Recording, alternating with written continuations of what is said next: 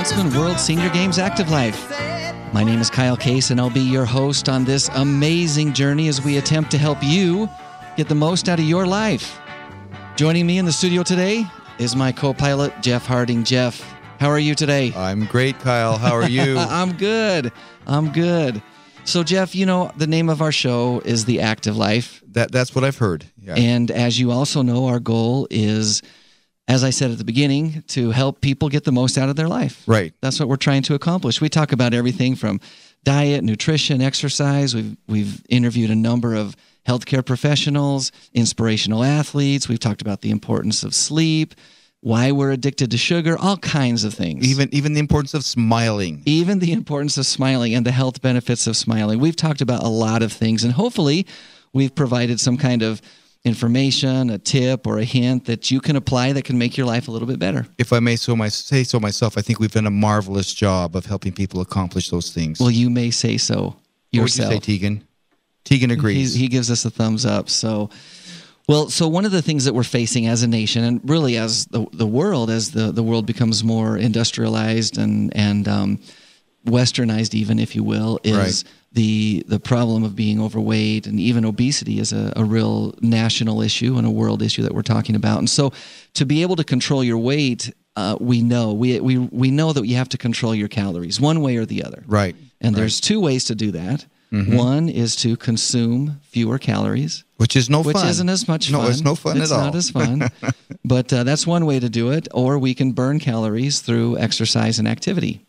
Right? Right, which can be fun. Depending on the exercise and or activity, That's right.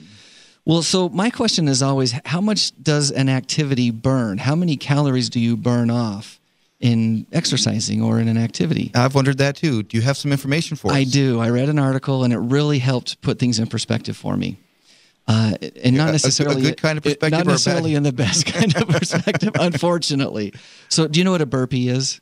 Yeah. You're familiar with what a burpee is. So it's an exercise. It's a full body exercise. It's an inhumane exercise. Yeah, they're hard. They're good for you because they're hard, right? It's that whole thing of, if the medicine doesn't taste bad, then it must not be working. That's what the manufacturers of the bad medicine say, yes. Well, if it doesn't kill you, it makes you stronger, they say also. Uh-huh. And it's a tough exercise. It requires... It provides resistance training as well as a copious amount of cardio. It's a hard one. It's a hard one. So for those of you who aren't familiar with the common basic burpee, you stand with your feet roughly shoulder distance apart. You then reach down and touch your hands to the floor. Mm-hmm. You kick your legs back so that you're in the plank or the push-up position. Right. You do a push-up. Right. Then you bring your legs back up underneath you, and then you jump up at the end with your hands up in the air, and that is one burpee. That is a burpee. That is a burpee. Which is what people my age is all they should be required to do in their lifetime. Maybe is one, a right? burpee. Yes. Well, it sounds like a lot, and it is a lot. I've done a few burpees, not many, but I've done a few burpees in my life, and it really is a good exercise because it's such a strenuous exercise. So back to how much exercise does it take to burn off our favorite foods, right? Oh, this is going to be painful. This is not going to be good, is it? This is going to be painful. Lay it on me, Kyle. Okay, lay it on me. So if you do 1 minute of burpees. A minute of burpees. Which is not just one burpee. No, you can do many in a minute. On average, most people can do between 10 and 20. Maybe skewing more towards the 10 than the 20. But if you could do 10 burpees to 20 burpees in a minute, that's on average. And that would burn an average of 10 calories. So what does that mean? 10 calories. 10 calories for 1 minute of burpees. That means that the good Lord was unfair when he created calories. It sounds like it, doesn't it? So just a few foods, maybe some of your favorites, a few of my favorites that, again, unfortunately, put it into perspective, right? Right. Okay. A slice of pepperoni pizza. We eat pizza all the time. It shouldn't be that big a deal, right? Except that's high in calories. Yeah. A slice of pepperoni pizza requires 30 minutes of burpees. 30 minutes. Oh, now, wow. I want to emphasize it's not 30 burpees. No, it's 30 minutes 30 minutes of burpees, which I'm not sure anybody could actually do at one time. So you're talking 300 burpees. A lot of burpees. On average, a minimum of 300 burpees. Oh, wow. A cheeseburger. Common food. Probably about the same. Oftentimes consumed for dinner time, lunchtime. 42 minutes and 20 seconds of burpees to burn off a cheeseburger. So I'm better off eating, but that's just a slice of pizza. I never stop with a slice. That's the problem. Yeah, it's a slice. It's not a pizza. Or 2 or 3 slices that we tend to have, Okay, here's another one. A medium-sized McDonald's French fries. 38 minutes of burpees. Thank goodness I never eat McDonald's French fries. So I only eat the low-calorie ones at the other places. At the other places, right? Grilled cheese. Now, grilled cheese, that's, we've all loved grilled cheese since we were little kids. Right, but cheese is high in calories. Great lunch food, easy to make, tasty, good to eat. 58 minutes of burpees. Oh, I'm in pain. I'm in pain. All right, how about a few desserts, okay? These are also the fun things in life, right? Red velvet cupcake. Very popular style type of cupcake. Right. About 50 minutes of burpees for one red velvet cupcake. Half a cup of vanilla ice cream. Now you got to think vanilla ice cream. That's pretty harmless. And half a cup isn't a lot. It's not very much. I mean, that's a scoop and a half or something. A half a cup of vanilla ice cream. Only 23 minutes of burpees. Oh, well, so we're making progress here, right? A scoop and a half of ice cream is 20. Who stopped at a scoop and a half? So a Jeff or Kyle serving of ice cream would be significantly more. It would be hours probably. I'm afraid so. Yeah. Okay, now here's one that I really don't like. It says here, I found this article on MSN.com, but it says here, a half a bar of dark chocolate. Now, how many times have you stopped at a half a bar? Well, are they talking about the giant-sized bar? Or I don't know. They're saying a half a bar. Okay. 30 minutes of burpees. So that means if you went ahead and finished the whole thing up, you got a whole hour. Yeah. All right. A couple of more things, and then we'll wrap this up because it is getting painful. Now that you've ruined my whole day. Now that I've ruined your afternoon. All right. A 12-ounce can of Coca-Cola. Wow. What's your guess? There's a lot of sugar in there, so maybe 45 minutes to an hour. Oh, well, now let me end with a pleasant surprise for you. 14 minutes and 20 seconds. And I don't even like Coke. I'm going to have to start drinking Coke, and I don't like it.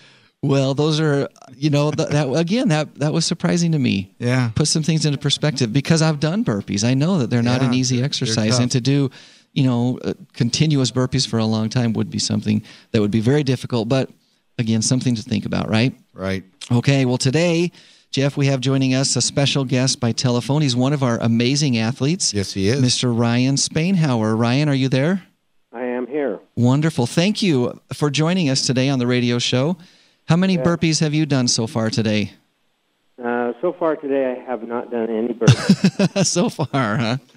Well, but I haven't eaten that much either. So. Oh, well, so there you go. So that's the other way to control your calories. And I've seen Ryan, and he doesn't have the national problem. A lot of excess fat. He's a long, lean working machine. Well, that's great. Ryan participates in a few different events at the Huntsman World Senior Games, including one of our more strenuous events at the Games. Ryan is a mountain biker, among other things.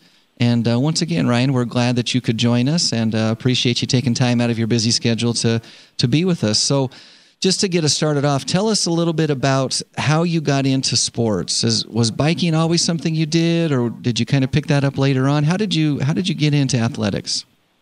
Well, I've been fairly active and athletic all of my life. I didn't start mountain biking until about 8 years ago. And I think I picked it up because my sons were doing it, and so it looked interesting to me. It looked fun and dangerous and a good form of exercise, so I got into it. I bought a used mountain bike from a guy that would buy bikes at the auction, fix them up, and then sell them. Okay. So that was how I got my start. So you mentioned that you started 8 years ago. If you don't mind my asking, what's your current age? I am 57. 57. So you were just right on the verge of 50 when you said, hey, I'm going to pick up a new sport in mountain biking and see where I can go with it. Yes. Well, that's great. That's great. You mentioned earlier that you had participated in a number of sports as a kid. What was the sport that you normally, or not normally, but what were the sports that you participated in as a youth? Oh, I started fairly young playing football and basketball. Okay. And played that really throughout my life. I enjoyed playing basketball. This was all just recreational right. stuff. Did you play on a high school team or just mostly for fun? I was on the football team in junior high and my sophomore year of high school. Okay, great. And then you just kind of tried to stay active throughout, and about 8 years ago you say, hey, this mountain biking thing looks fun. Exactly. That's great. So let me ask you this, Ryan. When you started out mountain biking and you had just barely purchased that used mountain bike, when you got into the sport, did you find that it was about what you expected, or was it harder than you thought that it would be? Well, I think when I first started, I think it was about what I expected. But as I got into it and started competing in the Huntsman World Senior Games 5 years ago, I found that it was probably harder than I thought it would be. As I pushed myself to become better and more competitive, obviously I'm training harder and working harder at it, and at the same time having more fun. Well, getting better at anything that you do seems to always be more fun. At least that's what I have found. So yeah, that's great. That's great. So before you started competing at the Huntsman World Senior Games, were you mainly just riding recreationally, just picking a dirt trail and then going for it, or did you compete in other events before the Huntsman World Senior Games? No, the only competition that I've done is at the Huntsman World Senior Games. Okay.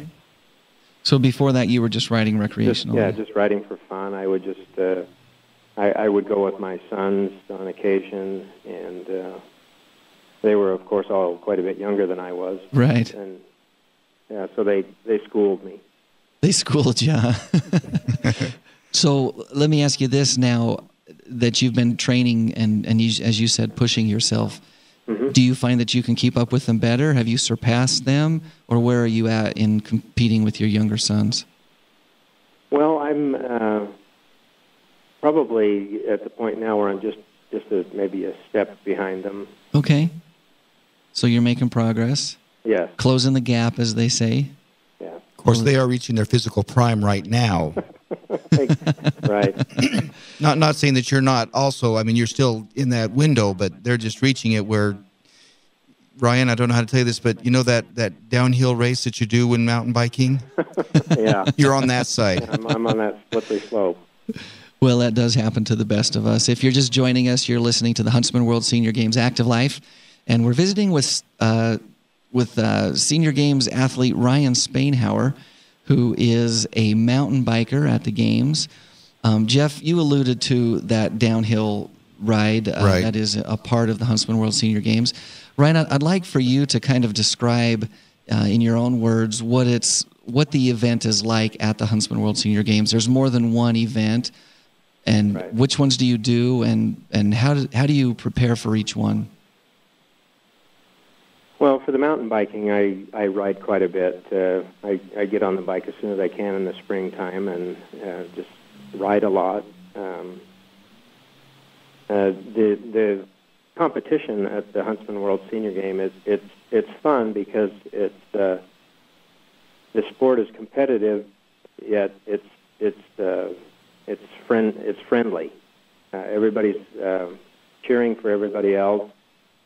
You're there to try and do your best and win, obviously, but the most important part is the participation. And I've developed some good friendships with guys that I've met at the event down there in St. George the past 5 years, and it's just an exciting time. It's something that I look forward to every year now. I make my reservation at the Worldmark timeshare condos there a year in advance, and just look forward to going down every October for the games. Well, that's great. We're excited to hear you talk about that aspect of the games. You know, the competition level is high in many cases, and it's exciting to be competing, but it's also fun to have that social aspect. And the mission statement of the Huntsman World Senior Games is fostering worldwide peace, health, and friendship. And we feel that friendship aspect that you described is so important. It's such an important element of the Huntsman World Senior Games. And we found that many athletes have taken advantage of various social activities or even just the competition itself to connect with people who are interested in the same types of things. And like you said, they really do build lifelong friendships. And we love that. We love that that's a part of it. Now, Ryan, in addition to mountain biking, you do compete in other events at the Huntsman World Senior Games. What are those events? Well, the last couple of years, 3 years ago, I started participating in the cycling events, the hill climb, the time trial, the criterium, and the road race. So I do those four cycling events. I do the mountain biking, hill climb, downhill, and cross country, and I also participate in the long jump and standing long jump and track and field events. Wow! Which is kind of what got me started in the senior games 5 years ago. As I was approaching 50, my father, who's participated in the games for the last 25, 26 years, he does high jump and long jump, and he's done quite a few different things in track and field. As I approached 50, he said, "You really need to come down here and do this stuff. You'd be good at it." And so I think when I turned, I didn't start until I was 51, and that was I was pretty ambitious because I was a young guy, just a young whippersnapper, relatively speaking, and I thought, well, how hard could it be? You just go down there and beat up on a bunch of old men. So I was really ambitious. I think I signed up for the high jump, the long jump, the standing long jump, 100-meter dash, 50-meter dash. I think I did the 800 and maybe the 3,000. Oh, wow. And I found out that the level of competition is a lot higher than I thought, and there are some very good athletes that go down there to compete. Well, that is definitely the case. We've seen that as well, and it's such an inspiration to watch that and to see that. But wow, you really were pretty ambitious that first year. So, what the second year, did you cut back, or did you say I'm going to give it another try, or what happened the second year? Well, I cut back a little bit. I stayed with the long jump and standing long jump, and then the mountain biking, and then I think the following year I started in with the cycling. Oh, okay, great. Well, I want to go back just a second to that mountain biking. You mentioned that there are 3 different events in mountain biking. We've got the uphill, the hill climb, and then the downhill, and then the cross country, right? Cross country, yep. So tell us about how the hill climb and the downhill work. I think people might find that interesting. Well, the hill climb, I think it's a mile and a half, maybe a little over a mile and a half, and it's I think 700 or 800 foot elevation gain. So they start with the. There's 3 different categories in the mountain biking. There's a beginner, a sport, and an expert. And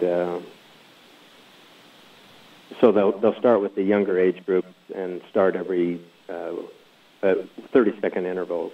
Mm-hmm. So one at a time you start, and your time from the bottom to the top,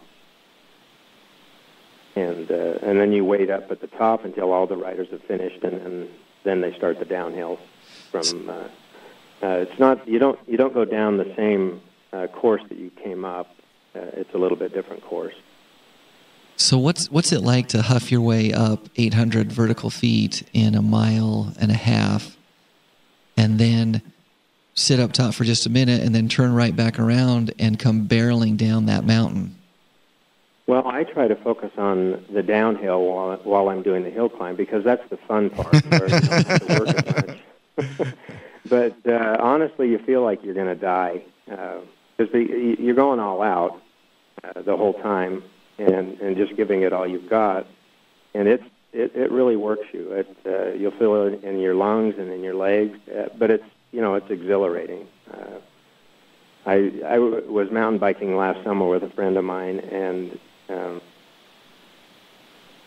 she said, "You're really good on the climb." And I said, "Well, I don't know. There's something about when I see a hill and I'm on my bike, and I just get my legs to cranking, and I don't know. It just is." You want to conquer feeling, it. Knowing that what powered you up that hill was your own strength and willpower. Yeah. So then you get up to the top, and you've got to have, like you said, that feeling of exhilaration, and then you turn around and come back down. How fast do you go when you're coming back down the mountain? Well, as fast as you feel safe. As fast as you can without going overboard, huh? Yeah, I would imagine maybe you top out at 30, maybe 35 at certain points. Most of it's a little bit slower than that, just because of the curves and the rocks. But even going 30 at points that's fast. Yes, it is. Yeah, that's really fast. Well, Ryan, that is, to me, that's amazing. I've been out to that hill, of course, and I even went out with a youth group one time where we were going to mountain bike, and we intentionally drove the trucks to the top of that hill because nobody wanted to ride up it, much less be timed going up it. So we went to the top and started our ride already beginning at the top of that hill. So right. So that's amazing. So then the third event is the cross country. How does that work? Well, there is a 7-mile course that's in that same area, the Green Valley area out there, and I think.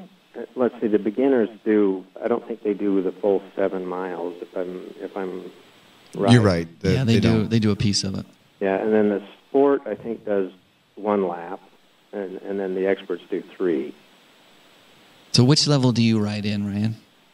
Well, I got bumped up to the expert level the year before last, and so I was the overall winner in the sport classification for my age group. So I compete now at the expert level. So that means you get 21 miles of cross country through the rocks and brush and gravel and sand mountain biking. Yeah. Wow. And you know what? It's fun.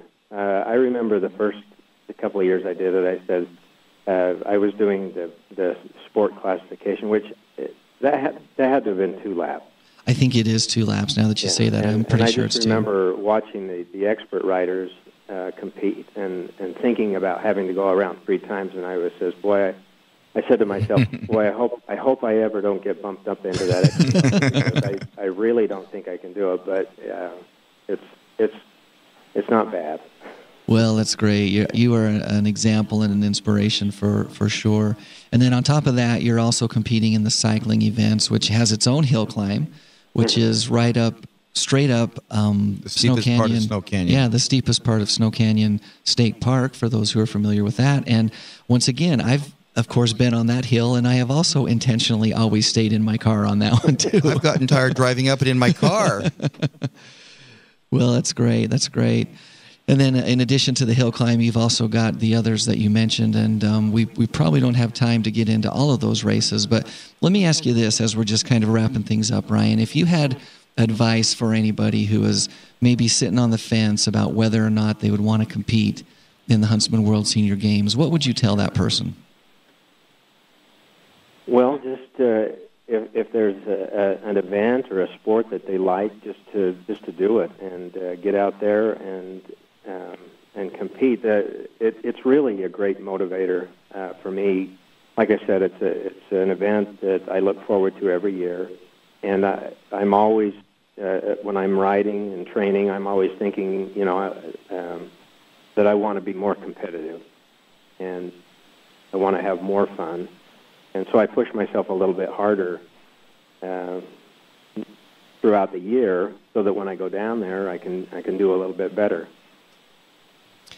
Well, that's great. That's just great. We love to hear that the games is a motivator and a goal for many of our athletes, and we hear from them that is the case, and that's why we do what we do. I mean, we love what we do, and that's why we do it. So thanks for being a part of it. Just real quickly now, Ryan, we've talked about the competition. Is there an aspect of the games outside of the competitions that really sticks out in your mind, or something you really enjoy that you've participated in?